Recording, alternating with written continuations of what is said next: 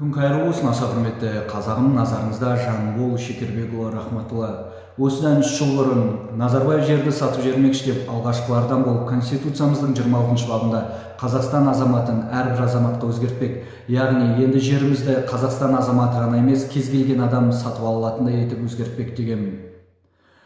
Қоғамның қаһарлы пікірлерінен кейін Ұрыбаев Нурик құйрығын қысуға мәжбүр болған.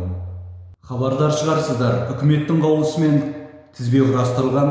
Ол тізбедегі отандық өндірістік кәсіпорындар жерді өтеусіз, яғни меншігіне тегін ала алады. Енді сол тізбе жайлы қаулыға өзгертулер мен толықтырулар енгізбек. Жерді өтеусіз алынатын отандық өндірістік кәсіпорындарда шетелдік үлес болмауы тиіс. Бірақ Еуразиялық экономикалық одақ мемлекет мүшелеріне қатысты емес делінеді үкімет қаулысының жобасында. Сонда ЕАЭС мүшелер Ресей, Армен, Қырғыз, Беларусь шетел емес Қазақстанның облыстары ма? Әлде біз Ресейдің бір облысымыз ба?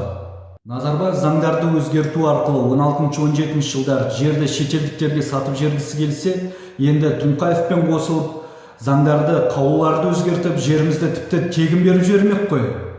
Екі Назарбаев және Тоқаев қайтарым. Жерді меншігіне өтеусіз алатын отандық өндірістік кәсіпорындарда шетелдің азаматтарында үлесі болмауы тиіс деп қабылдайсыңдар қаулына.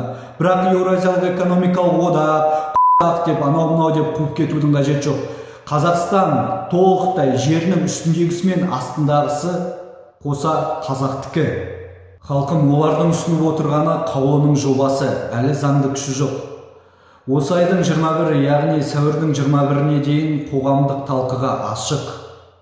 Жер қазақтан өзгеге жалға немесе сатылымға қойылсын ба, берілсін бе? Сіздерге осындай сұрақ.